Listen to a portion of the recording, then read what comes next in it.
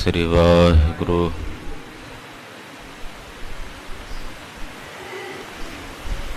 ਗੁਰੂ ਨਾਨਕ ਪਾਦ ਬੰਦਨ ਪਾਦ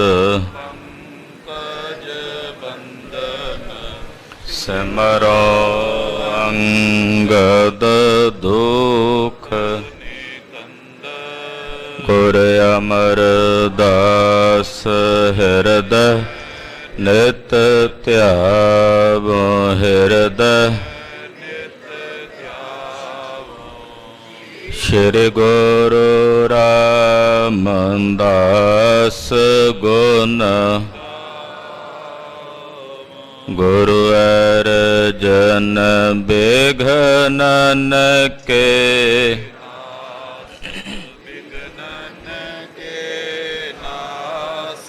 ਹਰ ਗੋਬਿੰਦ ਸ਼ੁਭ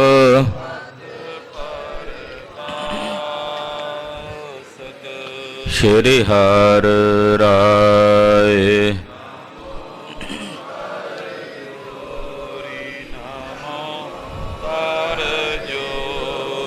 ਸ੍ਰੀ ਹਰਿ ਕ੍ਰਿਸ਼ਨ ਮਨਾਉ ਤੇਗ ਬਹਾਦਰ ਪਰਮ ਕਿਰਪਾਲ ਵਾਹਿਗੁਰੂ ਪਰਮ ਕਿਰਪਾਲਾ ਸ਼੍ਰੀ ਗੁਰੂ ਗੋਬਿੰਦ ਸਿੰਘ ਬਿਸਾਲਾ ਤਰੋ ਤਰਾ ਪਰ ਪੁੰਨ ਪੁੰਨ ਸੀਸਾ ਜੀ ਪੁੰਨ ਪੁੰਨ ਸੀਸਾ ਬੰਦਾ ਬਾਰ ਬਾਰ ਜਗਦੀਸਾ ਏਕ ਓੰਕਾਰ ਸਤਿਗੁਰੂ ਤੇ ਪ੍ਰਸਾਦ ਸਚ ਹੋਏ। ਵਾਹਿਗੁਰੂ ਜੀ ਕੀ ਫਤਿਹ ਹੈ। ਬਿਘਨ ਬਿਨਾਸਨ ਸੋਏ ਜਿਸ ਮਹਿ ਅੰਮ੍ਰਿਤ ਗਿਆਨ ਹੈ ਮਾਨਕ ਭਗਤ ਵੈਰਾਗ ਗੁਰੂ ਗ੍ਰੰਥ ਸਾਹਿਬ ਉਦਦ ਬੰਦੋ ਕਰ ਅਨੁਰਾਗ ਗੁਰੂ ਗ੍ਰੰਥ ਸਾਹਿਬ ਉਦਦ ਬੰਦੋ ਕਰ ਅਨੁਰਾਗ। ਸਤਿਨਾਮ ਸ੍ਰੀ ਵਾਹਿਗੁਰੂ ਸਾਹਿਬ ਜੀਓ। ਇਕ ਓੰਕਾਰ ਸਤਿਗੁਰ ਪ੍ਰਸਾਦ ਸ਼੍ਰੀ ਗੁਰੂ ਨਾਨਕ ਪ੍ਰਕਾਸ਼ ਅਤ ਔਰ ਤਾਰਦ ਲਿਖਿਤੇ ਦੋਹਰਾ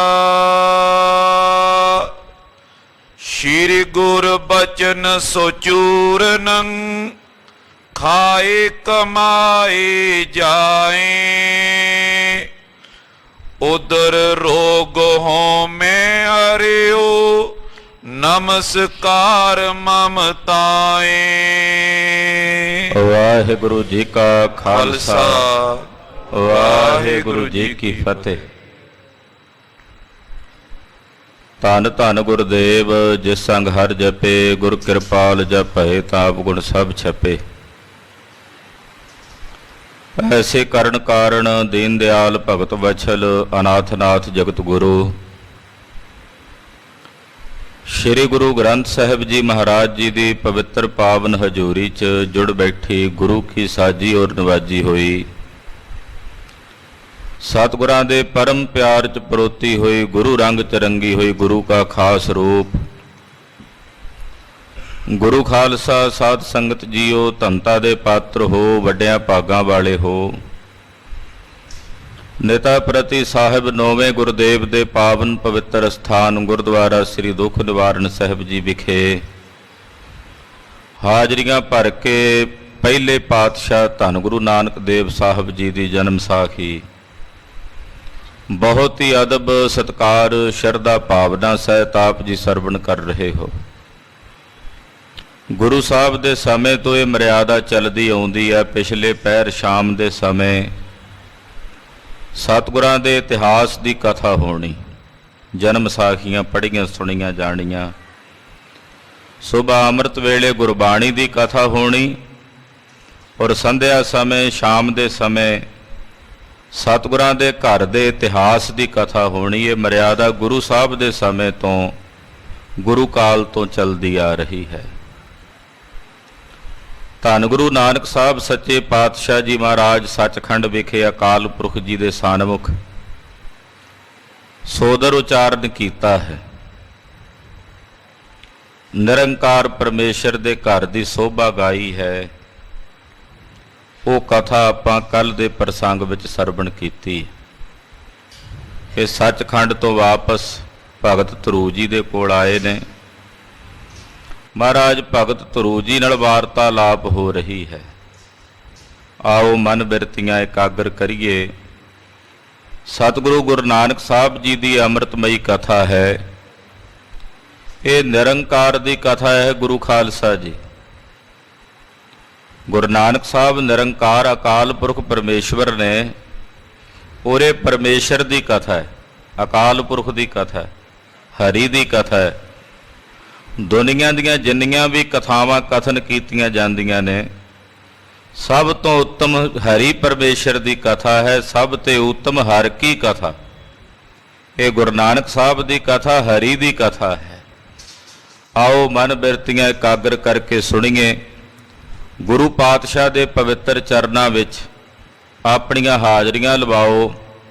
ਰਸਨਾ ਕਰੋ ਪਵਿੱਤਰ ਤੇ ਆਖੋ ਜੀ ਸਤਨਾਮ ਸ੍ਰੀ ਵਾਹਿਗੁਰੂ ਸਾਹਿਬ ਜੀ। ਸਤਨਾਮ ਸ੍ਰੀ ਵਾਹਿਗੁਰੂ ਸਾਹਿਬ ਜੀ।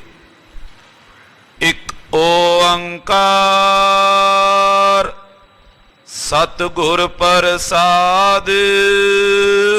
ਮੰਗਲਾਚਰਨ ਕਰਦੇ ਨੇ ਕਿਉਂਕਿ ਸ਼੍ਰੀ ਗੁਰੂ ਨਾਨਕ ਪ੍ਰਕਾਸ਼ ਦੇ ਦੋ ਹਿੱਸੇ ਨੇ। ਪਹਿਲਾ ਪੁਰਬਾਰਦ ਜਿਹਦੀ ਕੱਲ ਸਮਾਪਤੀ ਹੋ ਗਈ ਹੈ। ਦੂਸਰਾ ਹਿੱਸਾ ਜਿਸ ਨੂੰ ਉਤਰਾਰਧ ਕਹਿੰਦੇ ਹਨ। ਉਤਰਾਰਧ ਦਾ ਮਤਲਬ ਹੁੰਦਾ ਵੀ ਬਾਅਦ ਵਾਲਾ ਹਿੱਸਾ, ਮਗਰਲਾ ਅਖੀਰਲਾ ਹਿੱਸਾ ਜਿਹੜਾ ਨਾਨਕ ਪ੍ਰਕਾਸ਼ ਦਾ, ਉਹਨੂੰ ਉਤਰਾਰਧ ਕਹਿੰਦੇ ਹਨ। ਤੋ ਦੂਸਰੇ ਹਿੱਸੇ ਉਤਰਾਰਧ ਦੀ ਆਰੰਭਤਾ ਹੋ ਰਹੀ ਹੈ। ਇਸ ਕਰਕੇ ਮੰਗਲ ਕਰਦੇ ਨੇ। ਅਕਾਲ ਪੁਰਖ ਇੱਕ ਅਦੁੱਤੀ ਹੈ, ਜਿਸ ਵਰਗਾ ਕੋਈ ਦੂਜਾ ਨਹੀਂ, ਜਿਸ ਦਾ ਕੋਈ ਸਜਾਤੀ ਵਿਜਾਤੀ ਸਵਗਤ ਭੇਦ, ਤਿੰਨੇ ਭੇਦ ਉਹਦੇ 'ਚ ਨਹੀਂ ਹਨ। ਉਹਨੂੰ ਕਹਿੰਦੇ ਆ ਇੱਕ ਓੰਕਾਰ, ਜੋ ਸਾਰਿਆਂ ਵਿੱਚ ਵਿਆਪਕ ਔਰ ਸਰਬ ਦਾ ਪ੍ਰਕਾਸ਼ਕ ਹੈ।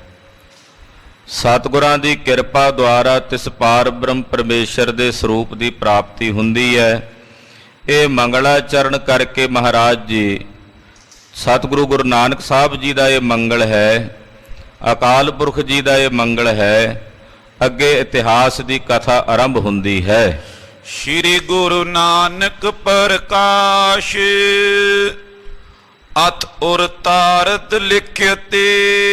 ਗੁਰੂ ਨਾਨਕ ਪ੍ਰਕਾਸ਼ ਇਸ ਗ੍ਰੰਥ ਦਾ ਨਾਮ ਹੈ ਔਰ ਅਥ ਉਤਰਾਰਧ ਲਿਖਿਆ। ਤੇ ਉਤਰਾਰਧ ਦਾ ਮਤਲਬ ਹੁੰਦਾ ਵੀ ਅਖੀਰਲਾ ਪੱਖ, ਅਖੀਰਲਾ ਹਿੱਸਾ, ਬਾਅਦ ਵਾਲਾ ਦੂਸਰਾ ਹਿੱਸਾ।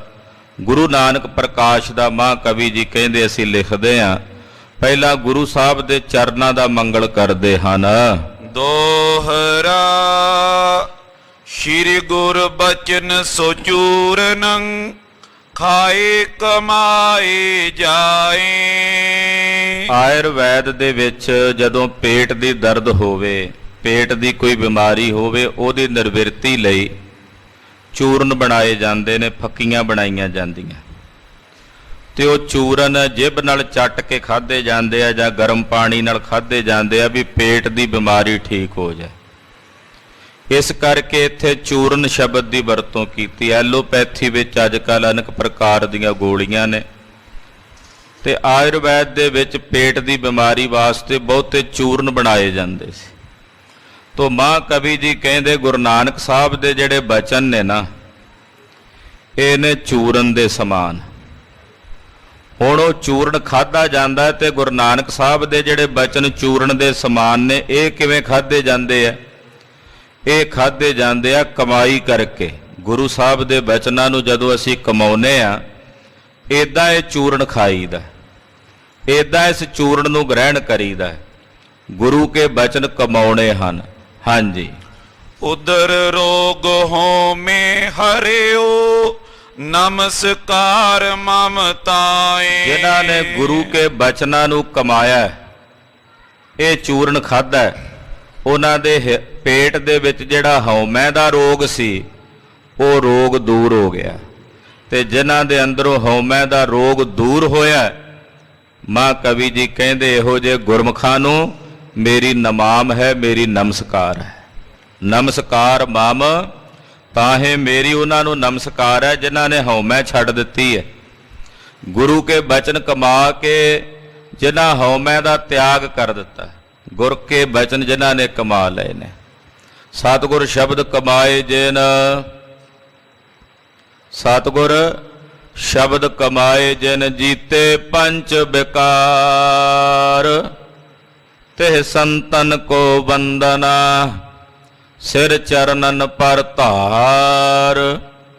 ਗੁਰੂ ਕੇ ਬਚਨ ਜਿਨ੍ਹਾਂ ਮਹਾਂਪੁਰਸ਼ਾਂ, ਜਿਨ੍ਹਾਂ ਗੁਰਸਿੱਖਾਂ, ਜਿਨ੍ਹਾਂ ਗੁਰਮੁਖਾਂ ਕਮਾਏ ਨੇ, ਜਿਨ੍ਹਾਂ ਨੇ ਆਪਣੇ ਹਿਰਦੇ ਚੋਂ ਹਉਮੈ ਦਾ ਰੋਗ ਕੱਢ ਕੇ ਤਿਆਗ ਦਿੱਤਾ ਹੈ, ਜਿਹੜੇ ਨਿਮਰਤਾ ਹਲੀਮੀ ਸਹਿਤ ਹਿਰਦੇ ਵਿੱਚ ਨਿਰਮਾਣਤਾ ਸਹਿਤ ਹੋ ਗਏ ਨੇ, ਇਹੋ ਜਿਹੇ ਗੁਰਮੁਖਾਂ ਨੂੰ, ਇਹੋ ਜਿਹੇ ਗੁਰਸਿੱਖਾਂ ਨੂੰ, ਇਹੋ ਜਿਹੇ ਸੰਤ ਜਨਾਂ ਨੂੰ ਮੇਰੀ ਸੀਸ ਧਰ ਕੇ, ਚਰਨਾਂ ਤੇ ਸੀਸ ਧਰ ਕੇ ਨਮਸਕਾਰ ਹੈ, ਬੰਦਨਾ ਹੈ। ਸਵਈਆ ਸੀਤੋ ਰਚਿਓ ਜਗ ਸਾਗਰ ਕੋ, ਸਭ ਖੰਡ ਪਾਖੰਡਨ ਸ਼ੋਰ ਸ਼ਰਾਬਾ। ਧੰਨ ਗੁਰੂ ਨਾਨਕ ਸਾਹਿਬ ਸੱਚੇ ਪਾਤਸ਼ਾਹ ਜੀ ਨੇ ਇਸ ਜਗਤ ਰੂਪੀ ਸਮੁੰਦਰ ਤੋਂ ਤਰਨ ਵਾਸਤੇ ਨਾਮ ਤੇ ਭਗਤੀ ਦਾ ਪੁਲ ਬਣਾ ਦਿੱਤਾ ਹੈ। ਇਹ ਸੰਸਾਰ ਸਮੁੰਦਰ ਹੈ ਤੇ ਸਮੁੰਦਰ ਤੋਂ ਪਾਰ ਉਤਰਨ ਵਾਸਤੇ ਪੁਲ ਬਣਾਇਆ ਪਰਮੇਸ਼ਰ ਦੇ ਭਜਨ ਦਾ, ਅਕਾਲ ਪੁਰਖ ਦੀ ਬੰਦਗੀ ਦਾ। ਇਹ ਜਿਹੜੀ ਗੁਰਬਾਣੀ ਹੈ, ਇਹ ਪੁਲ ਹੈ, ਇਹ ਸੰਸਾਰ ਸਮੁੰਦਰ ਦੇ ਉੱਤੇ ਬਣਾਇਆ ਹੋਇਆ। ਖੰਡ ਪਖੰਡਨ ਸ਼ੋਰ ਸ਼ਰਾਬਾ, ਜਿਹੜਾ ਸ਼ੋਰ ਸ਼ਰਾਬਾ ਸੰਸਾਰ ਦੇ ਵਿੱਚ ਪਖੰਡਾਂ ਦਾ ਪਿਆ ਹੋਇਆ ਨਾ, ਕਿਉਂਕਿ ਪਖੰਡ ਦਾ ਬੜਾ ਸ਼ੋਰ ਸ਼ਰਾਬਾ ਹੁੰਦਾ। ਜਿੱਥੇ ਪਖੰਡ ਹੁੰਦਾ ਨਾ, ਉੱਥੇ ਬੜੀ ਦੁਨੀਆ ਇਕੱਠੀ ਹੋ ਜਾਂਦੀ ਹੈ। ਜਿੱਥੇ ਪਖੰਡ ਹੁੰਦਾ, ਉੱਥੇ ਲੋਕ ਵਹੀਰਾਂ ਘੱਤ ਕੇ ਪਹੁੰਚਦੇ ਆ, ਕਿਉਂਕਿ ਜਿੱਥੇ ਪਖੰਡ ਹੋਵੇਗਾ ਉੱਥੇ ਸ਼ੋਰ ਸ਼ਰਾਬਾ ਹੋਵੇਗਾ ਹੀ ਹੋਵੇਗਾ। ਇਹ ਸੁਭਾਵਿਕ ਹੈ, ਕਲੀ ਕਾਲ ਦੀ ਖੇਡ ਹੈ।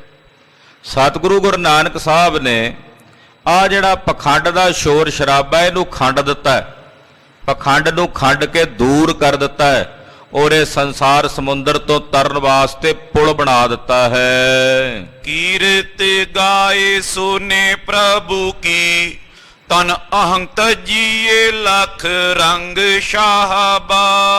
ਜਿਹੜੇ ਆਪਣੇ ਪ੍ਰਭੂ ਅਕਾਲ ਪੁਰਖ ਪਰਮੇਸ਼ਰ ਦੀ ਕੀਰਤੀ ਨੂੰ ਗਾਉਂਦੇ ਐ, ਜਾਂ ਫਿਰ ਅਕਾਲ ਪੁਰਖ ਜੀ ਦੀ ਕੀਰਤੀ ਨੂੰ ਸੁਣਦੇ ਐ। ਗਾਉਣਾ ਤੇ ਸੁਣਨਾ, ਜਿਹੜਾ ਗਾ ਸਕਦਾ ਉਹ ਗਾਵੇ, ਨਹੀਂ ਗਾ ਸਕਦਾ ਤੇ ਜਿਹੜੇ ਗਾਉਂਦੇ ਆ ਉਹਨਾਂ ਕੋਲ ਬਹਿ ਕੇ ਸੁਣੇ। ਪਰਮੇਸ਼ਰ ਦੀ ਕੀਰਤੀ ਨੂੰ ਜਿਹੜੇ ਗਾਉਂਦੇ ਨੇ ਔਰ ਫਿਰ ਸੁਣਦੇ ਨੇ, ਉਹ ਆਪਣੇ ਹਿਰਦੇ ਚੋਂ ਹਉਮੈ ਨੂੰ ਛੱਡ ਦਿੰਦੇ। ਤਨ ਹੰਗ ਤਜੀ, ਸਰੀਰ ਦੇ ਅੰਦਰ ਜਿਹੜੀ ਤਨ ਦੀ ਹੰਗਤਾ ਹੈ, ਹਉਮੈ ਹੈ, ਉਹਨੂੰ ਉਹ ਛੱਡ ਦਿੰਦੇ ਆ।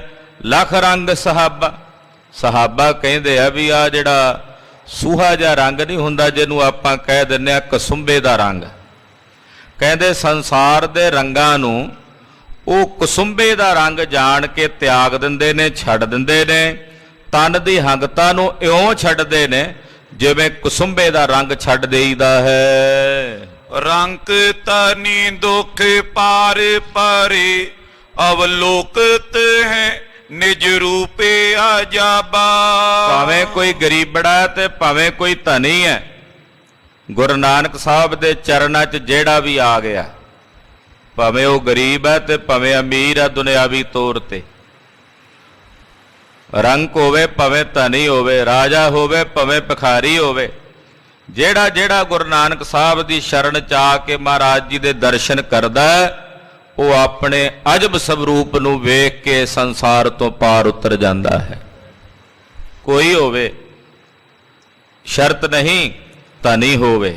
ਮਹਾਰਾਜ ਜੀ ਕਹਿੰਦੇ ਮਾਂ ਕਵੀ ਜੀ ਭਾਵੇਂ ਉਹ ਰੰਕ ਹੋਵੇ ਤੇ ਭਾਵੇਂ ਧਨੀ ਹੋਵੇ, ਜਿਹੜਾ ਆ ਕੇ ਸਤਿਗੁਰੂ ਜੀ ਦੀ ਕੀਰਤੀ ਸੁਣਦਾ, ਮਹਾਰਾਜ ਜੀ ਦੇ ਦਰਸ਼ਨ ਕਰਦਾ, ਉਹ ਇਸ ਸੰਸਾਰ ਸਮੁੰਦਰ ਤੋਂ, ਦੁੱਖ ਸਾਗਰ ਤੋਂ ਪਾਰ ਹੋ ਕੇ ਆਪਣੇ ਵਿਸਮਾਦ ਸਰੂਪ ਨੂੰ ਵੇਖ ਲੈਂਦੇ ਹਨ। ਦੇਵਨ ਦੇਵ ਸਦਾ ਪਦ ਸੇਵੋ, ਜ਼ਾਹਰ ਪੀਰ ਗੁਰੂ ਜਗ ਬਾਬਾ। ਭਾਈ ਸਾਹਿਬ ਭਾਈ ਗੁਰਦਾਸ ਸਾਹਿਬ ਜੀ ਨੇ ਜੋ ਆਪਣੀਆਂ ਵਾਰਾਂ 'ਚ ਪੰਕਤੀ ਲਿਖੀ ਹੈ ਨਾ, ਜ਼ਾਹਰ ਪੀਰ ਜਗਤ ਗੁਰ ਬਾਬਾ, ਉਹਦੀ ਵਿਆਖਿਆ ਮਾਂ ਕਵੀ ਜੀ ਨੇ ਇੱਥੇ ਕੀਤੀ। ਕਹਿੰਦੇ ਦੇਵਾਂ ਦੇ ਦੇਵ, ਦੇਵਨ ਦੇਵ, ਦੇਵਾਂ ਦੇ ਦੇਵ, ਜਗਤ ਦੇ ਗੁਰੂ, ਜ਼ਾਹਰ ਕਲਾ ਦੇ ਮਾਲਕ ਸ਼੍ਰੀ ਗੁਰੂ ਨਾਨਕ ਦੇਵ ਸਾਹਿਬ ਜੀ ਦੇ ਚਰਨਾਂ ਨੂੰ ਸਦਾ ਸੇਵੋ, ਗੁਰੂ ਨਾਨਕ ਸਾਹਿਬ ਦੇ ਚਰਨਾਂ ਨੂੰ ਸਦਾ ਅਰਾਧੋ। ਦੇਵਨ ਦੇਵ ਸਦਾ ਪਦ ਸੇਵੋ, ਜ਼ਾਹਰ ਪੀਰ ਗੁਰੂ ਜਗ ਬਾਬਾ। ਜਿਹੜੇ ਜ਼ਾਹਰ ਪੀਰ ਨੇ, ਜਗਤ ਦੇ ਗੁਰੂ ਨੇ, ਵੱਡੇ ਨੇ, ਦੇਵਾਂ ਦੇ ਦੇਵ ਅਧਿ ਦੇਵ ਨੇ, ਐਸੇ ਗੁਰੂ ਨਾਨਕ ਸਾਹਿਬ ਦੇ ਚਰਨਾਂ ਨੂੰ ਸੇਵੋ, ਐਸੇ ਗੁਰੂ ਨਾਨਕ ਸਾਹਿਬ ਦੇ ਚਰਨਾਂ ਨੂੰ ਧਿਆਵੋ।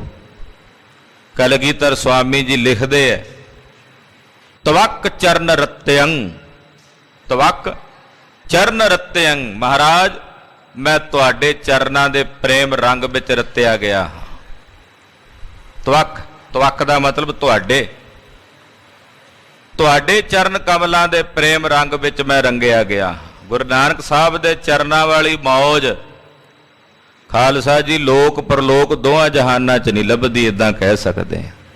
ਨਾ ਮੁਕਤੀ ਉਹਦੇ ਬਰਾਬਰ, ਨਾ ਸੰਸਾਰ ਦਾ ਰਾਜ ਉਹਦੇ ਬਰਾਬਰ। ਜਿਹੜੀ ਮੌਜ ਮਹਾਰਾਜ ਗੁਰੂ ਨਾਨਕ ਸਾਹਿਬ ਦੇ ਚਰਨਾਂ ਵਿੱਚ ਹੈ, ਉਹਦੇ ਤੁਲ ਨਾ ਕੋਈ ਰਾਜ ਭਾਗ ਹੈ ਤੇ ਨਾ ਕੋਈ ਮੁਕਤੀ ਹੈ। ਉਹਦਾ ਸੁੱਖ ਉਹੀ ਜਾਣਦੇ ਨੇ ਜਿਹੜੇ ਮਾਣਦੇ ਨੇ, ਉਹ ਕਹਿਣ ਵਿੱਚ ਨਹੀਂ ਆਉਂਦੀ ਕਿ ਕਿਹੋ ਜਿਹੀ ਖੁਸ਼ੀ ਆ ਉੱਥੇ, ਕਿਹੋ ਜਿਹਾ ਖੇੜਾ ਹੈ, ਕਿਹੋ ਜਿਹਾ ਆਨੰਦ ਹੈ। ਐਸੇ ਗੁਰੂ ਨਾਨਕ ਸਾਹਿਬ ਦੇ ਚਰਨਾਂ ਨੂੰ ਪੂਜੋ ਭਾਈ, ਗੁਰੂ ਨਾਨਕ ਸਾਹਿਬ ਦੇ ਚਰਨਾਂ ਨੂੰ ਧਿਆਵੋ। ਮਤ ਮੰਦ ਪਾਏ ਕਲ ਮੈਂ ਨਾਰ ਰੰਕ, ਦਿਓ ਹਾਰ ਨਾਮ ਤੇਨੇ ਮਨ ਮਾਨਕ। ਮਾਂ ਕਵੀ ਜੀ ਹੁਣ ਦੱਸਦੇ ਨੇ ਕਿ ਸੰਸਾਰ ਦੇ ਜਿਹੜੇ ਕਲੀ ਕਾਲ ਦੇ ਲੋਕ ਨੇ ਉਹ ਮਾੜੀ ਮੱਤ ਵਾਲੇ, ਮਤਮੰਦ, ਉਹਨਾਂ ਦੀ ਮਤ ਮੰਦ ਹੈ, ਮੰਦ ਬੁੱਧੀ ਵਾਲੇ ਕਹਿ ਸਕਦੇ ਹਾਂ। ਉਹ ਇਦਾਂ ਕਹਿ ਲਈਏ ਵੀ ਗਰੀਬੜੇ ਨੇ, ਰੰਕ ਨੇ। ਗਰੀਬ ਕੌਣ ਹੈ? ਗਰੀਬ ਉਹ ਨਹੀਂ ਜਿਹਦੇ ਕੋਲ ਪੈਸਾ ਨਹੀਂ ਹੈ।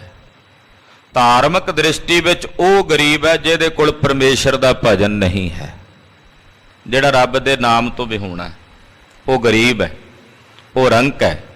ਇਹੋ ਜਿਹੇ ਜਿਹੜੇ ਕਲੀ ਕਾਲ ਦੇ ਰੰਕ ਸੀ ਨਾ, ਰੰਕ, ਗੁਰੂ ਨਾਨਕ ਸਾਹਿਬ ਨੇ ਦਇਆ ਕਰਕੇ, ਤਰਸ ਕਰਕੇ, ਮੇਰਾਂ ਦੇ ਘਰ ਵਿੱਚ ਆ ਕੇ ਉਹਨਾਂ ਨੂੰ ਪਰਮੇਸ਼ਰ ਦੇ ਨਾਮ ਰੂਪੀ ਕੀਮਤੀ ਮਾਣਕਾਂ ਦੀ ਦਾਤ ਬਖਸ਼ ਦਿੱਤੀ ਹੈ।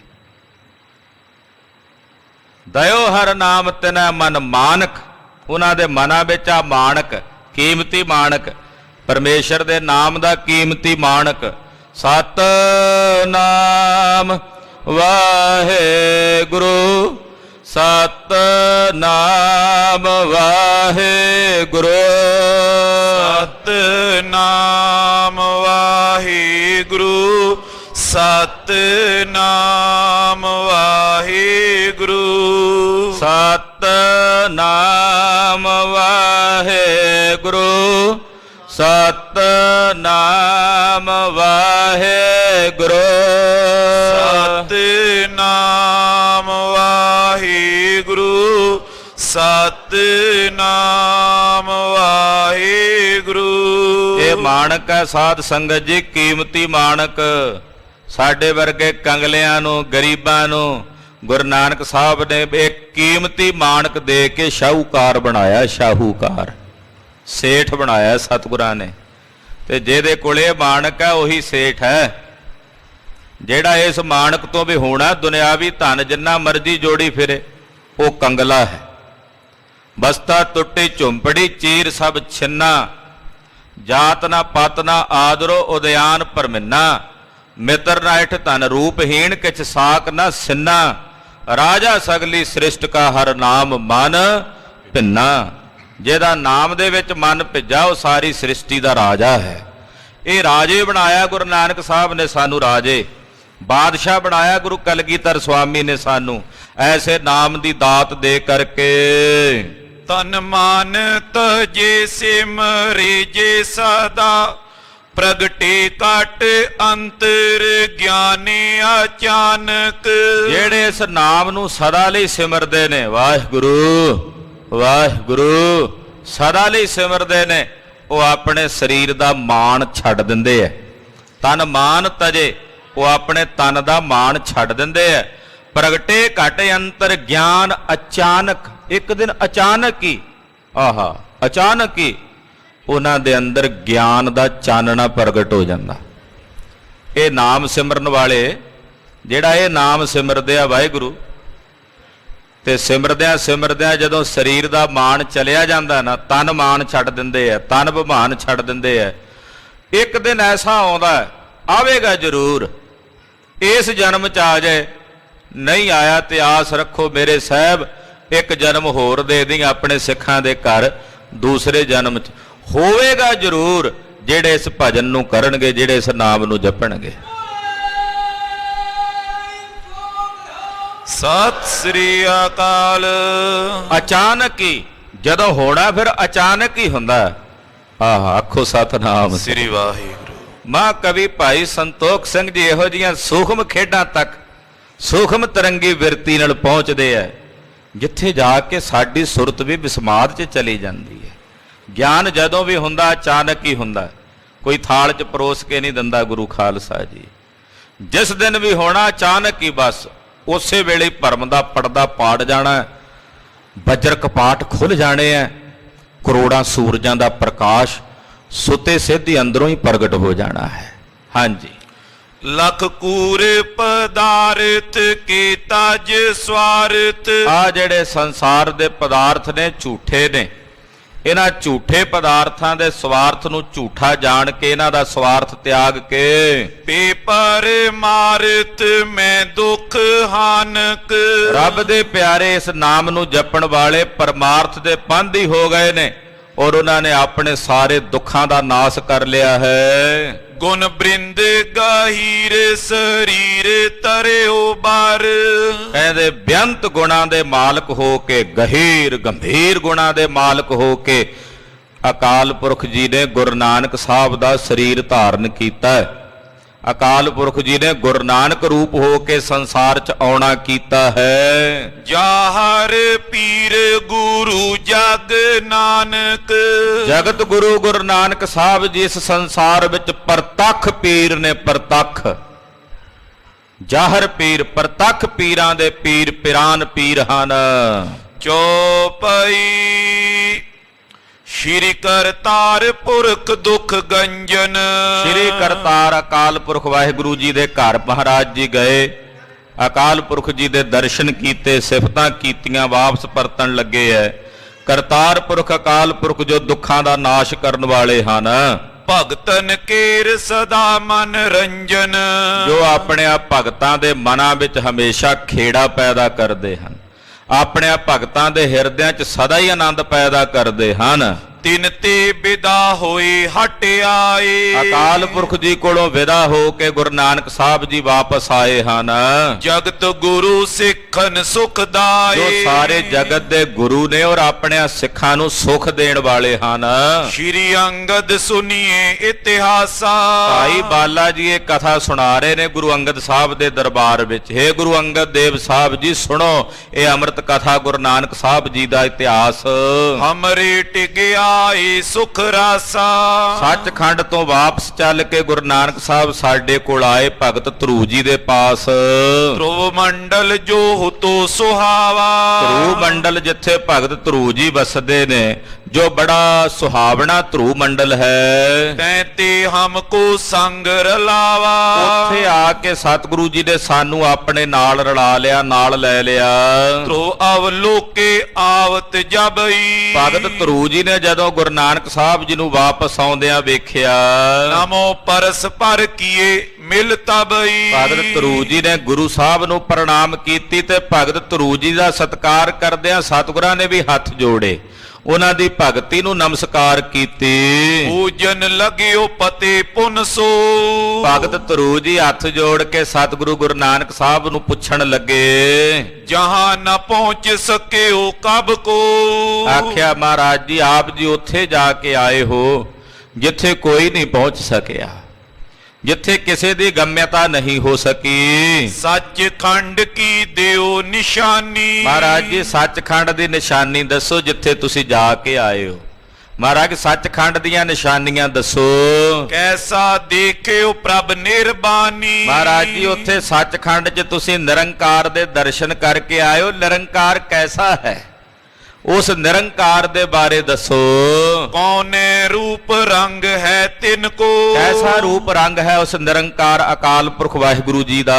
ਦਰਸ਼ਨ ਜਾਏ ਕੀਨ ਤੁਮ ਜਿਨ ਕੋ। ਜਿਨ੍ਹਾਂ ਦੇ ਤੁਸੀਂ ਦਰਸ਼ਨ ਕਰਕੇ ਆਏ ਹੋ ਸੱਚਖੰਡ ਵਿੱਚ ਸਤਿਗੁਰੂ ਜੀ। ਆਗੇ ਪਈ ਨ ਤਬਈ ਐਸੇ।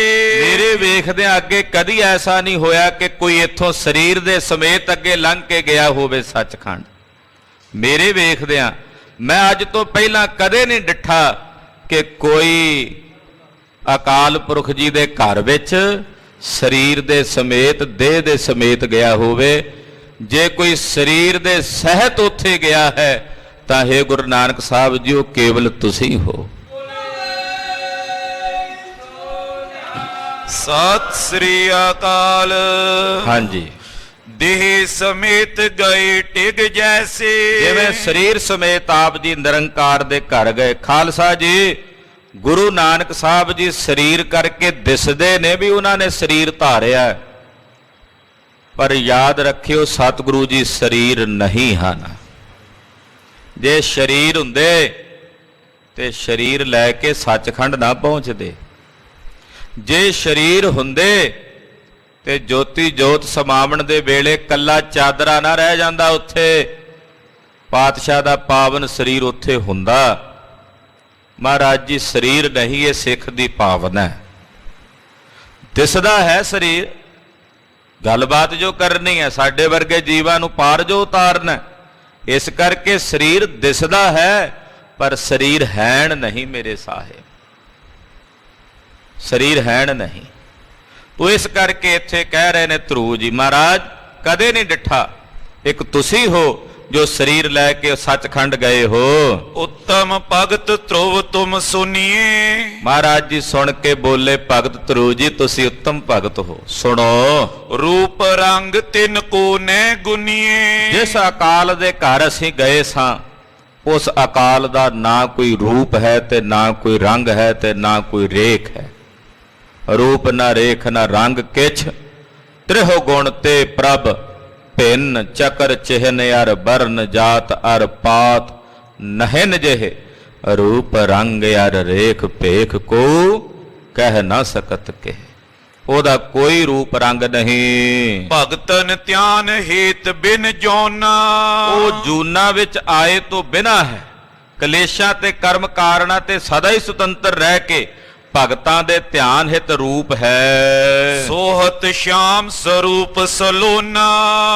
ਭਗਤਾਂ ਦੇ ਧਿਆਨ ਵਿੱਚ ਆਉਣ ਵਾਸਤੇ ਕਈ ਵਾਰੀ ਉਹ ਸਰੂਪ ਵਿਖਾ ਦਿੰਦਾ, ਆਪਣੀ ਝਲਕ ਵਿਖਾ ਦਿੰਦਾ, ਪਰ ਅਸਲ ਵਿੱਚ ਉਹ ਸਰੂਪ ਤੋਂ ਨਿਆਰਾ ਹੈ। ਸਸ ਸਵਿਤਾ ਕੋਟ ਉਜਿਆਰਾ।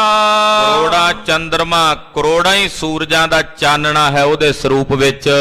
ਬ੍ਰਹਮਾਦਿਕ ਜੈ ਪਾਏ ਨ ਪਾਰਾ। ਐਸਾ ਸਵਰੂਪ ਹੈ ਧਰੂ ਜੀ ਕਿ ਬ੍ਰਹਮਾ ਵਿਸ਼ਨੂੰ ਮਹੇਸ਼ ਇਹ ਤਿੰਨੇ ਦੇਵ ਵੀ ਉਸ ਪ੍ਰਮਾਤਮਾ ਦੇ ਸਵਰੂਪ ਦਾ ਅੰਤ ਨਹੀਂ ਪਾ ਸਕਦੇ। ਉਸ ਦੇ ਸਵਰੂਪ ਦਾ ਅੰਤ ਨਹੀਂ, ਪਾਰਾਵਾਰ ਨਹੀਂ। ਕੋਟ ਕਾਮ ਕੀ ਸੁੰਦਰਤਾਈ। ਕਾਮਦੇਵ ਸੁੰਦਰ ਮੰਨਿਆ, ਕਰੋੜਾ ਕਾਮਦੇਵ ਹੋਣ ਤੇ ਉਹਨਾਂ ਦੀ ਸੁੰਦਰਤਾ ਇੱਕ ਜਗ੍ਹਾ ਤੇ ਇਕੱਠੀ ਕਰ ਲਈਏ। ਇਕ ਨਖ ਕੀਨ ਕਰੇ ਸਮਤਾਈ। ਤੇ ਅਕਾਲ ਪੁਰਖ ਜੀ ਦੇ ਚਰਨਾਂ ਦੇ ਇੱਕ ਨੌ ਦੀ ਸੁੰਦਰਤਾ ਦੇ ਬਰਾਬਰ ਵੀ ਕਰੋੜਾਂ ਕਾਮਦੇਵਾਂ ਦੀ ਸੁੰਦਰਤਾ ਨਹੀਂ ਪੁੱਜਦੀ। ਹਾਂਜੀ, ਕੋ ਉਪਮਾ ਮੈਂ ਦੇਵੋ ਤਿਨ ਕੀ। ਭਗਤ ਧਰੂ ਜੀ ਕਿਹੜੀ ਉਪਮਾ ਦੇਈਏ ਉਸ ਪ੍ਰਮਾਤਮਾ ਬਾਰੇ, ਕਿਵੇਂ ਦਸੀਏ ਤੁਹਾਨੂੰ ਉਹ ਕੈਸਾ ਹੈ। ਸਰਬਰ ਕੋਏ ਨ ਦੇਖੋ ਜਿਨ ਕੀ। ਉਹਨਾਂ ਦੇ ਬਰਾਬਰ ਕੋਈ ਦੂਸਰੀ ਉਪਮਾ ਦਿਸਦੀ ਨਹੀਂ, ਕਿਹਾ ਹੀ ਨਹੀਂ ਜਾ ਸਕਦਾ। ਉਪਮਾ ਜਾਤ ਨ ਕਹੀ ਮੇਰੇ ਪ੍ਰਭ ਕੀ, ਉਪਮਾ ਜਾਤ ਨ ਕਹੀ, ਉਹਦੀ ਉਪਮਾ ਕਹੀ ਨਹੀਂ ਜਾਂਦੀ, ਉਹਦੇ ਬਾਰੇ ਕਿਹਾ ਹੀ ਨਹੀਂ ਜਾ ਸਕਦਾ ਕੈਸਾ ਹੈ। ਕੋਈ ਦੂਸਰੀ ਵਸਤ ਉਹਦੇ ਵਰਗੀ ਦਿਸਦੀ ਨਹੀਂ। ਅਨਕ ਬ੍ਰਹਮੰਡ ਦੇਹ ਮੈਂ ਬਨੇ। ਕਰੋੜਾਂ ਬ੍ਰਹਮੰਡ ਉਹਦੀ ਦੇਹ ਵਿੱਚ ਬਣੇ ਹੋਏ ਨੇ। ਕਿਉ ਤਰਵਰ ਬਹੁ ਫਲ ਕੇ ਸਨੇ। ਜਿਵੇਂ ਕਿਸੇ ਦਰਖਤ ਤੇ ਸੈਂਕੜੇ ਫਲ ਨਹੀਂ ਲਟਕਦੇ ਹੁੰਦੇ, ਏਦਾਂ ਅਕਾਲ ਪੁਰਖ ਦੀ ਦੇਹ ਵਿੱਚ ਏਦਾਂ ਕਰੋੜਾਂ ਬ੍ਰਹਮੰਡ ਲਟਕ ਰਹੇ ਨੇ। ਆਹ ਤੇ ਇੱਕ ਬ੍ਰਹਮੰਡ ਹੈ ਨਾ, ਇਹਦੇ ਵਰਗੇ ਕਰੋੜਾਂ ਹੀ ਬ੍ਰਹਮੰਡ ਅਕਾਲ ਪੁਰਖ ਦੀ ਦੇਹ ਵਿੱਚ ਹਨ। ਕਹਿਨ ਸੁਨਨ ਤੇ ਜਾਣ ਅਨੰਤਾ। ਜਿਹੜਾ ਕਹਿਣ ਤੋਂ ਸੁਣਨ ਤੋਂ ਅਨੰਤ ਹੈ, ਜਾਣਿਆ ਨਹੀਂ ਜਾਂਦਾ, ਨਾ ਕਹਿਣ ਕਰਕੇ ਨਾ ਸੁਣਨ ਕਰਕੇ। ਨਿਖਿਲ ਪਵਨ ਕੋ ਰਾਜਤ ਕੰਤਾ। ਇਹ ਸਾਰੇ ਭਵਨਾਂ ਦਾ ਉਹ ਮਾਲਕ ਹੈ। ਆ ਜਿੰਨੇ ਭਵਨ ਨੇ ਇਹਨਾਂ ਸਾਰਿਆਂ ਭਵਨਾਂ ਦਾ ਉਹ ਮਾਲਕ ਹੈ। ਸਭਨ ਵਿਖੇ ਜੈ ਜੋਤ ਸਮਾਨੀ। ਤੁਮਹੁ ਪੁਰੀ ਚਤਰ ਦਸ ਕੰਤਾ। ਹੇ ਪ੍ਰਭੂ, ਆ ਜਿਹੜੀਆਂ 14 ਪੁਰੀਆਂ ਕਹੀਆਂ ਜਾਂਦੀਆਂ, ਤੂੰ ਇਹਨਾਂ ਦਾ ਕੰਤ ਹੈ, ਤੂੰ ਇਹਨਾਂ ਦਾ ਮਾਲਕ ਹੈ, ਤੂੰ ਇਹਨਾਂ ਦਾ ਸੁਆਮੀ ਹੈ। ਸਭਨ ਵਿਖੇ ਤਿਸ ਜੋਤ ਸਮਾਨੀ, ਉਹਦੀ ਜੋਤ ਸਾਰਿਆਂ ਵਿੱਚ ਸਮਾਈ ਹੋਈ ਹੈ। ਉਹਦਾ ਚਾਨਣਾ ਸਾਰਿਆਂ ਵਿੱਚ ਹੈ, ਤਿਸ ਦਾ ਚਾਨਣ ਸਭ ਮਹਿ ਚਾਨਣ ਹੋਏ। ਉਹਦੇ ਚਾਨਣੇ ਕਰਕੇ ਸਾਰਿਆਂ ਵਿੱਚ ਚਾਨਣਾ ਹੈ। ਸਦਾ ਅਲੇਪ ਸਰਬ ਕੋ ਦਾਨੀ। ਉਹ ਸਦਾ ਹੀ ਅਲੇਪ ਹੈ, ਉਹ ਲਿਪਾਏਮਾਨ ਨਹੀਂ ਹੁੰਦਾ, ਤੇ ਸਦਾ ਹੀ ਅਲੇਪ ਹੈ, ਤੇ ਸਾਰਿਆਂ ਨੂੰ ਦਾਨ ਕਰਨ ਵਾਲਾ, ਸਾਰਿਆਂ ਦਾ ਦਾਨੀ ਹੈ। ਸੁਨ ਕੀਨੋ ਧਰੁਵ ਹਰਖ ਅਪਾਰਾ। ਨਿਰੰਕਾਰ ਜੀ ਦੀ ਉਪਮਾ ਸੁਣ ਕੇ ਭਗਤ ਧਰੂ ਜੀ ਬੜੇ ਹੀ ਖੁਸ਼ ਹੋਏ, ਸੀਸ ਝੁਕਾ ਕੇ ਪ੍ਰਣਾਮ ਕੀਤੀ। ਨਿਰੰਕਾਰ ਕੇ ਤੁਮ ਆਕਾਰਾ। ਆਖਿਆ ਮਹਾਰਾਜ, ਉਹ ਜਿਹੜਾ ਨਿਰੰਕਾਰ ਜਿਹਦੇ ਬਾਰੇ ਤੁਸੀਂ ਦੱਸਦੇ ਪਏ ਹੋ, ਉਸ ਨਿਰੰਕਾਰ ਦਾ ਆਕਾਰ ਗੁਰੂ ਨਾਨਕ ਸਾਹਿਬ ਜੀ ਤੁਸੀਂ ਹੋ। ਉਹ ਨਿਰੰਕਾਰ ਹੈ ਜਿਹਦੇ ਬਾਰੇ ਤੁਸੀਂ ਦੱਸਿਆ, ਤੇ ਉਸ ਨਿਰੰਕਾਰ ਨੇ ਆਕਾਰ ਧਾਰਨ ਕੀਤਾ। ਜਿਹੜਾ ਇਹ ਤੁਹਾਡਾ ਸਵਰੂਪ ਹੈ, ਇਹ ਨਿਰੰਕਾਰ ਦਾ ਹੀ ਆਕਾਰ ਹੈ। ਆਪ ਨਾਰਾਇਣ ਕਲਾ ਧਾਰ, ਜਗ ਮਹਿ ਪਰਵਰਿਓ। ਨਿਰੰਕਾਰ ਆਕਾਰ ਜੋਤ ਜਗ ਮੰਡਲ ਕਰਿਓ। ਨਿਰੰਕਾਰ ਗੁਰਬਾਣੀ ਦਾ ਵਚਨ ਹੈ। ਨਿਰੰਕਾਰ ਆਕਾਰ ਜੋਤ ਜਗ ਮੰਡਲ ਕਰਿਓ। ਨਿਰੰਕਾਰ ਨੇ ਆਕਾਰ ਧਾਰਨ ਕੀਤਾ, ਜੋਤ ਰੂਪ ਹਰਿ ਆਪ ਗੁਰੂ ਨਾਨਕ ਕਹਾਇਓ। ਜੋਤੀ ਰੂਪ ਅਕਾਲ ਪੁਰਖ ਨੇ ਗੁਰੂ ਨਾਨਕ ਰੂਪ ਕਹਾਣਾ ਕੀਤਾ ਸੰਸਾਰ ਵਿੱਚ। ਭਗਤ ਧਰੂ ਜੀ ਕਹਿ ਰਹੇ ਨੇ, ਮਹਾਰਾਜ ਉਸੇ ਨਿਰੰਕਾਰ ਨੇ ਆਕਾਰ ਧਾਰਿਆ ਹੈ। ਨਿਸ਼ਚਾ ਮੋਏ ਅਧਿਕ ਅਤ ਗਾਡੋ। ਮੇਰੇ ਹਿਰਦੇ ਵਿੱਚ ਅਤੀ ਪ੍ਰਪੱਕ ਨਿਸ਼ਚਾ ਹੈ ਤੁਹਾਡੇ ਤੇ ਕਿ ਤੁਸੀਂ ਹੀ ਨਿਰੰਕਾਰ ਆਕਾਰ ਬਣ ਕੇ ਆਏ ਹੋ। ਤਨ ਭਾਗ ਦੇਖਿਓ ਟਿਗ ਠਾਂਡੋ। ਆ ਭਾਈ ਮਰਦਾਨੇ ਦੀ ਵੱਜਦੀ ਰਬਾਬ ਵਿੱਚੋਂ ਜਿਹੜੀ ਆਵਾਜ਼ ਨਿਕਲਦੀ ਆ, ਉਹ ਵੀ ਇਹੀ ਕਹਿੰਦੀ ਹੈ, ਧੰਨ ਗੁਰੂ ਨਾਨਕ ਤੂੰ ਹੀ ਨਿਰੰਕਾਰ। ਧੰਨ ਗੁਰੂ ਨਾਨਕ ਤੂੰ ਹੀ ਨਿਰੰਕਾਰ। ਧੰਨ ਗੁਰੂ ਨਾਨਕ ਤੂੰ ਹੀ ਨਿਰੰਕਾਰ। ਧੰਨ ਗੁਰੂ ਨਾਨਕ ਤੂੰ ਹੀ ਨਿਰੰਕਾਰ। ਧੰਨ ਗੁਰੂ ਨਾਨਕ ਤੂੰ ਹੀ ਨਿਰੰਕਾਰ। ਧੰਨ ਗੁਰੂ ਨਾਨਕ ਤੂੰ ਹੀ ਨਿਰੰਕਾਰ। ਧੰਨ ਗੁਰੂ ਨਾਨਕ ਤੂੰ ਹੀ ਨਿਰੰਕਾਰ। ਧੰਨ ਗੁਰੂ ਨਾਨਕ ਤੂੰ ਹੀ ਨਿਰੰਕਾਰ। ਭਗਤ ਧਰੂ ਜੀ ਕਹਿੰਦੇ ਆ, ਇਹ ਨਿਸ਼ਚਾ ਮੇਰੇ ਮਨ 'ਚ ਹੋ ਗਿਆ ਮੈਂ ਆਪਣੇ ਹਿਰਦੇ 'ਚ ਪ੍ਰਪੱਕ ਨਿਸ਼ਚਾ ਧਾਰਨ ਕਰ ਲਿਆ, ਮੇਰੇ ਧਨ ਭਾਗ, ਮੇਰੇ ਇਹੋ ਭਾਗ। ਮੈਂ ਇਦਾਂ ਕਹਿ ਸਕਦਾ ਵੀ ਜਿੰਨੀ ਹੁਣ ਤਾਈਂ ਮੈਂ ਭਗਤੀ ਕੀਤੀ ਹੈ ਉਹਦਾ ਫਲ ਮੈਨੂੰ ਮਿਲਿਆ ਕਿ ਹੇ ਅਕਾਲ ਪੁਰਖ ਜੀ, ਤੁਸੀਂ ਗੁਰੂ ਨਾਨਕ ਰੂਪ ਹੋ ਕੇ ਮੇਰੇ ਕੋਲ ਖਲੋਤੇ ਮੈਨੂੰ ਦਰਸ਼ਨ ਦੇ ਰਹੇ ਹੋ।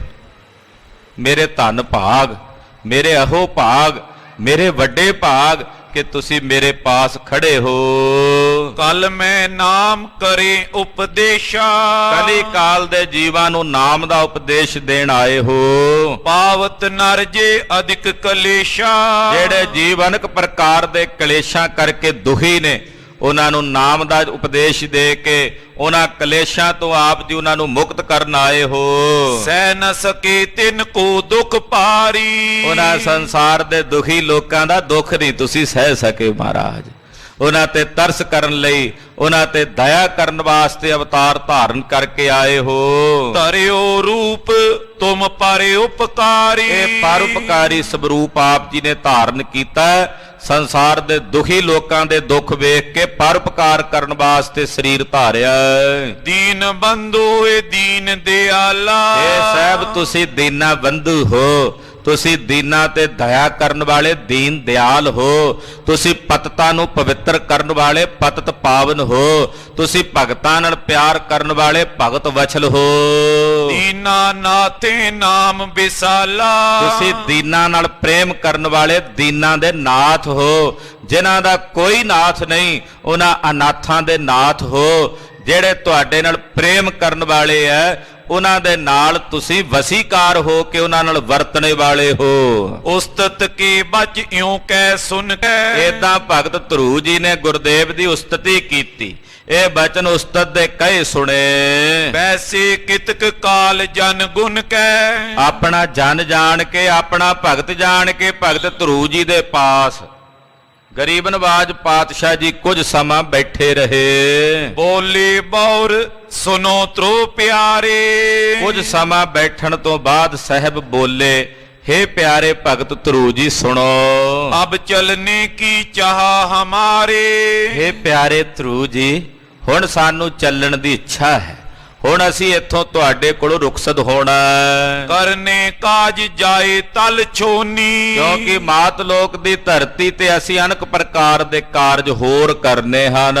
ਆਇਸ ਦਿਓ ਤਵ ਕੀਰਤ ਨੌਨੀ, ਮਹਾਰਾਜ ਭਗਤ ਧਰੂ ਜੀ ਸਾਨੂੰ ਆਗਿਆ ਦਿਓ ਜਾਣ ਦੀ। ਵੇਖੋ ਮਹਾਰਾਜ ਜੀ ਕਿਵੇਂ ਆਪਣੇ ਪਿਆਰਿਆਂ ਦੇ ਵਸ ਆਖਦੇ, ਭਗਤ ਜੀ ਸਾਨੂੰ ਆਗਿਆ ਦਿਓ।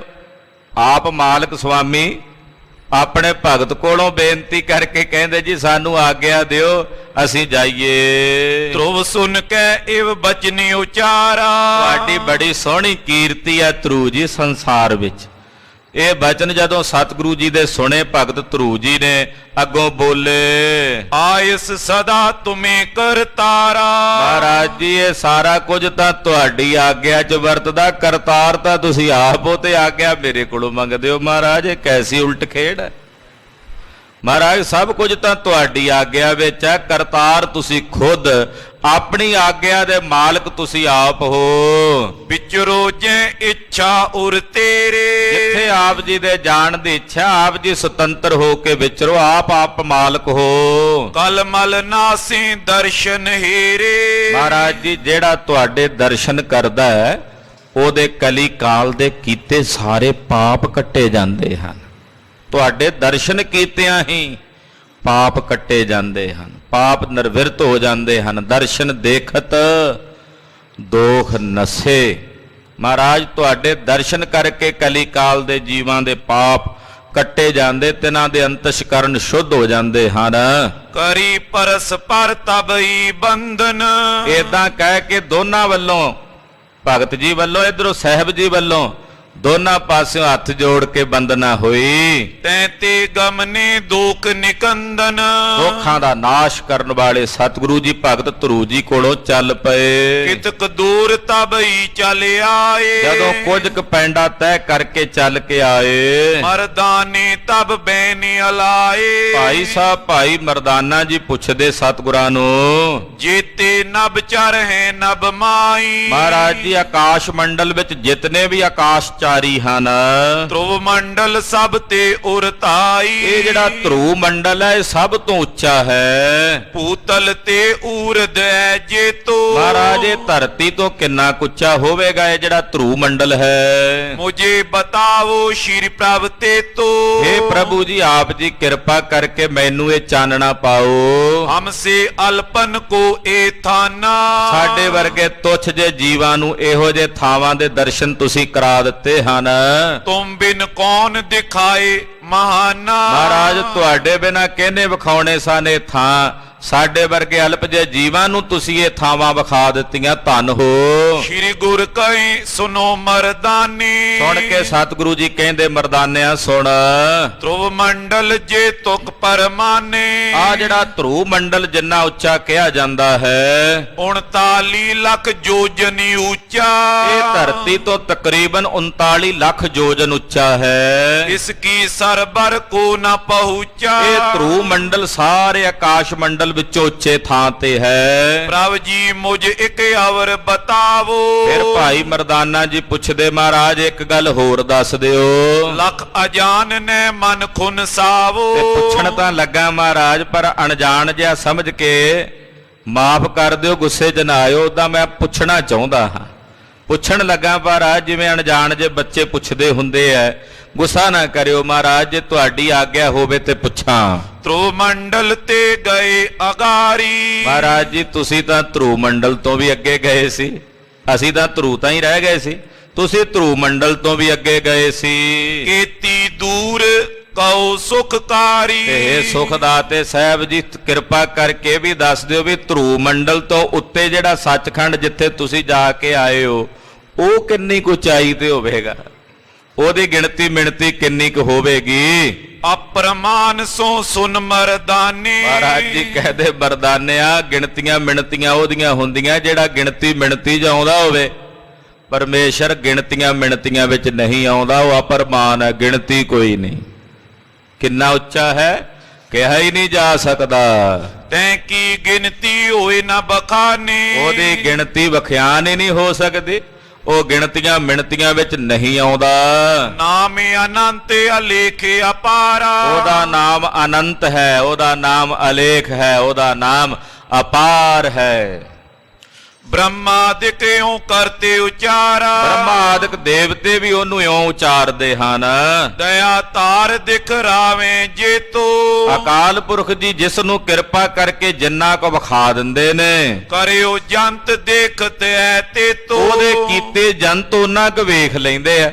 ਜਿੰਨਾ ਕੁ ਵਿਖਾਣਾ ਹੁੰਦਾ ਉਹਨਾਂ ਕੁ ਵੇਖ ਲੈਂਦੇ ਆ ਉਹਦੇ ਕੀਤੇ ਹੋਏ ਜੰਤ। ਓਰਕ ਕਉ ਨਾ ਪਾਇਓ ਕਾਉ। ਉਹਦਾ ਓੜਕ ਉਹਦਾ ਅੰਤ ਕਿਸੇ ਨੇ ਨਹੀਂ ਪਾਇਆ ਮਰਦਾਨਿਆ, ਨਾ ਕੋਈ ਪਾ ਸਕਦਾ। ਸਰਬ ਅਨੰਤ ਕਏ ਮਿਲਤਾਉ। ਸਾਰੇ ਮਿਲ ਕੇ ਇਸੇ ਕਰਕੇ ਉਹਨੂੰ ਕਹਿੰਦੇ ਆ ਹੇ ਪ੍ਰਭੂ ਤੂੰ ਅਨੰਤ ਹੈ, ਹੇ ਪ੍ਰਭੂ ਤੂੰ ਬੇਅੰਤ ਹੈ, ਤੂੰ ਬੇਅੰਤ ਕੋ ਵਿਰਲਾ ਜਾਣੈ, ਤੂੰ ਬੇਅੰਤ ਹੈ। ਇਹੀ ਕਹਿੰਦੇ ਨੇ ਸਾਰੇ। ਤਨ ਤਨ ਪਾਖੇ ਮਰਦਾਨਾ।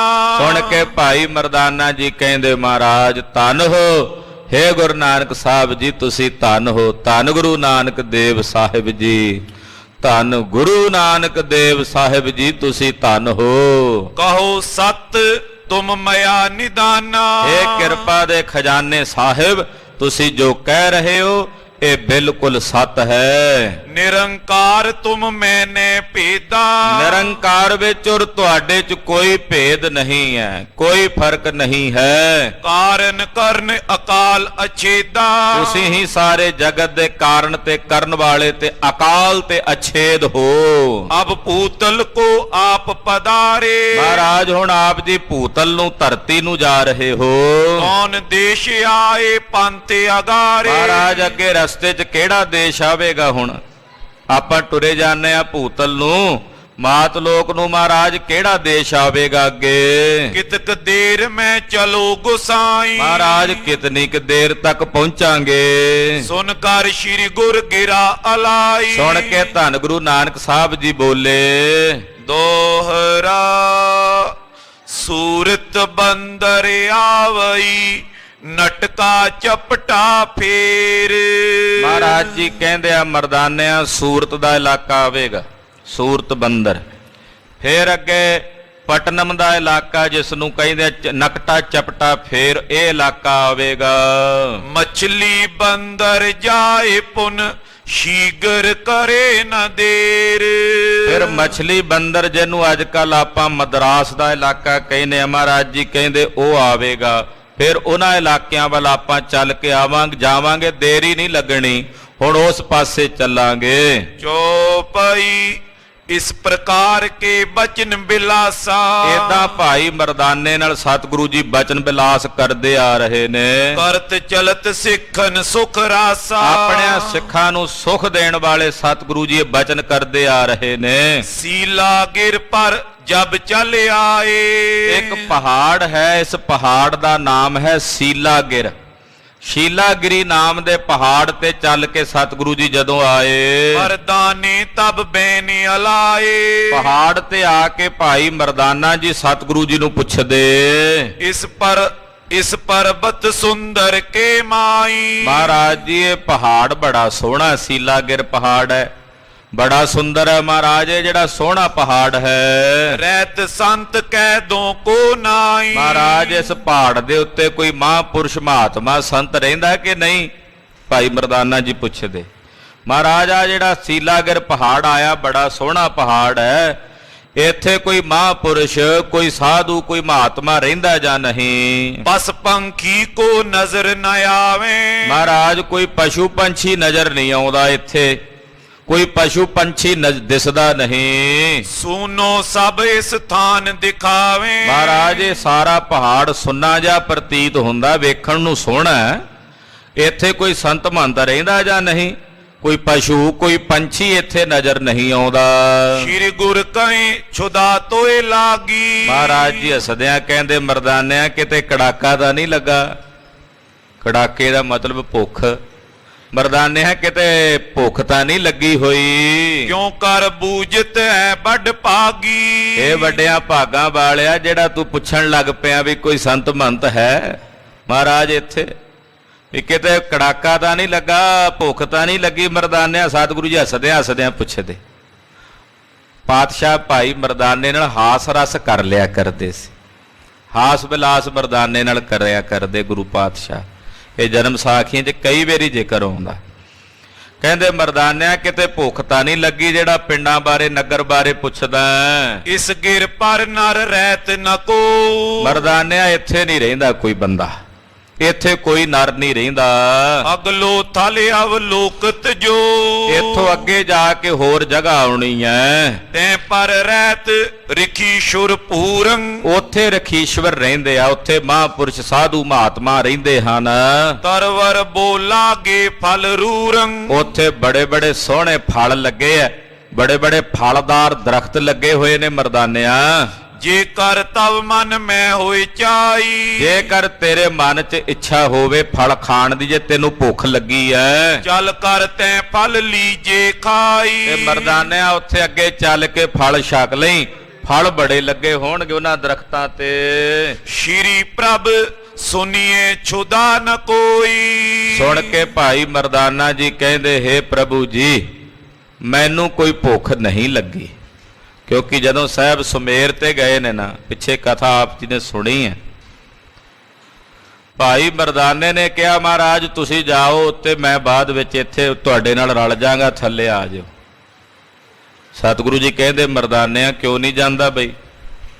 ਕਹਿਣ ਲੱਗਾ ਮਹਾਰਾਜ ਇੱਥੇ ਤੱਕ ਕਿਤੇ ਰਾਹ ਵਿੱਚ ਪਿੰਡ ਆ ਜਾਂਦੇ, ਨਗਰ ਆ ਜਾਂਦੇ, ਉਹਨਾਂ ਨਗਰਾਂ ਪਿੰਡਾਂ ਦੇ ਵਿੱਚ ਕਿਤੇ ਨਾ ਕਿਤੇ ਪ੍ਰਸ਼ਾਦੇ ਦਾ ਪ੍ਰਬੰਧ ਹੋ ਜਾਂਦਾ।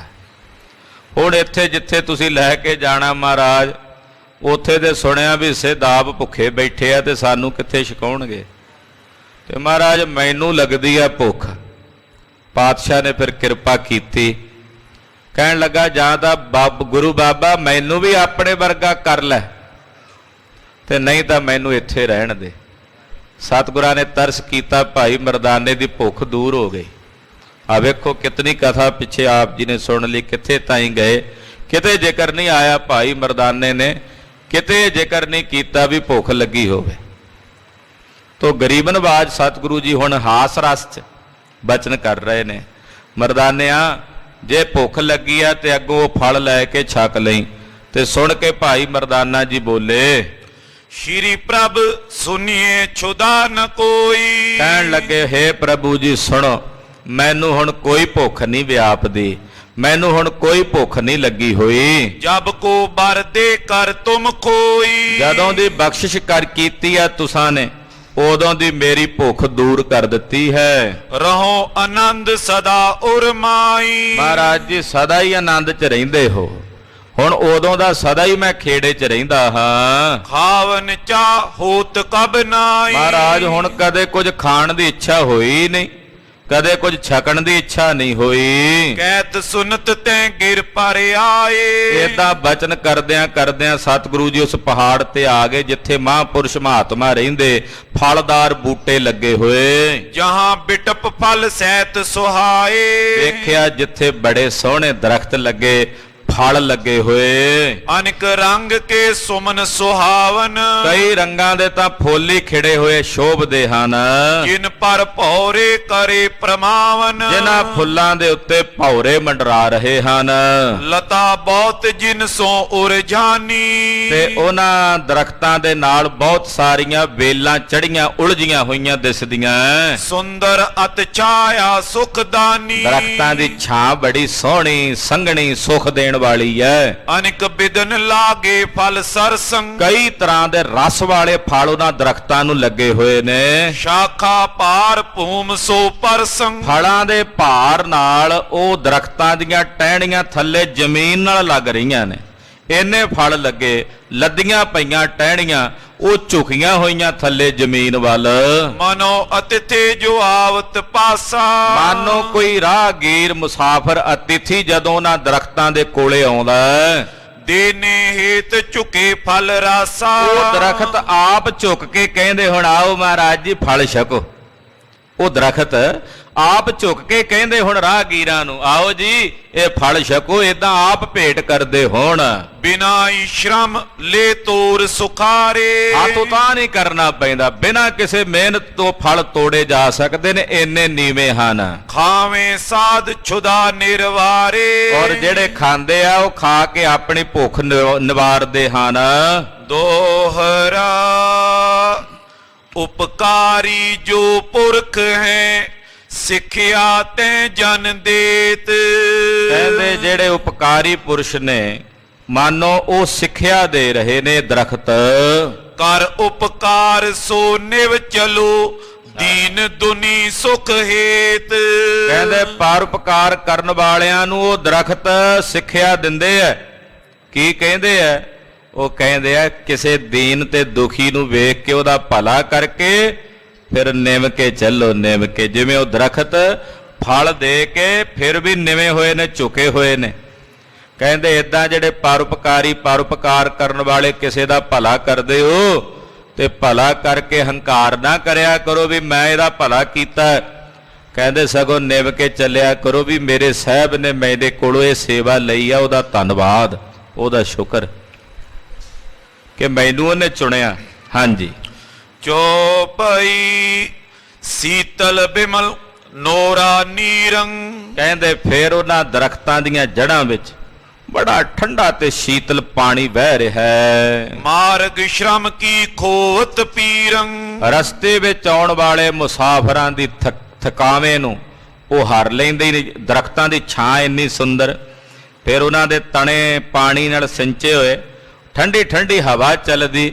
ਜਿਹੜਾ ਕੋਈ ਉੱਥੇ ਆ ਕੇ ਬਹਿ ਕੇ ਨਾਲੇ ਫਲ ਛਕਦਾ ਤੇ ਨਾਲੇ ਉਹਦਾ ਜਿਹੜਾ ਥਕੇਵਾ ਹੈ ਉਹ ਮਿੰਟਾਂ ਸਕਿੰਟਾਂ ਚੁੱਟ ਜਾਂਦਾ, ਦੂਰ ਹੋ ਜਾਂਦਾ, ਉਹਨੂੰ ਸੁੱਖ ਪੈ ਜਾਂਦਾ ਹੈ। ਸਗਨ ਸੁਹਾਵਨ ਛਾਇਆ ਜੇਵਾ। ਬੜੀ ਸੰਘਣੀ ਸੁਹਾਵਣੀ ਛਾਂ ਉੱਥੇ ਚਾਰੇ ਪਾਸੇ ਨਜ਼ਰ ਆਉਂਦੀ ਹੈ। ਵੈਸੇ ਸ਼੍ਰੀ ਨਾਨਕ ਪਿਖ ਤੇਵਾ। ਧੰਨ ਗੁਰੂ ਨਾਨਕ ਸਾਹਿਬ ਨੇ ਇੱਕ ਜਗ੍ਹਾ ਵੇਖੀ, ਜਿਹੜੇ ਭਾਗ ਜਾਗਣੇ ਸੀ, ਹੈ ਤਾਂ ਕਿੰਨੀ ਧਰਤੀ, ਪਰ ਜਿਹਦੇ ਭਾਗ ਜਾਗਣੇ ਸੀ ਜਿਹੜੀ ਧਰਤੀ ਦੇ, ਮਹਾਰਾਜ ਜੀ ਨੇ ਉਹ ਵੇਖੀ। ਉੱਥੇ ਜਾ ਕੇ ਚੌਂਕੜਾ ਮਾਰ ਕੇ ਸਾਹਿਬ ਜੀ ਸੱਜ ਗਏ, ਬੈਠ ਗਏ ਗਰੀਬ ਨਵਾਜ ਪਾਤਸ਼ਾਹ।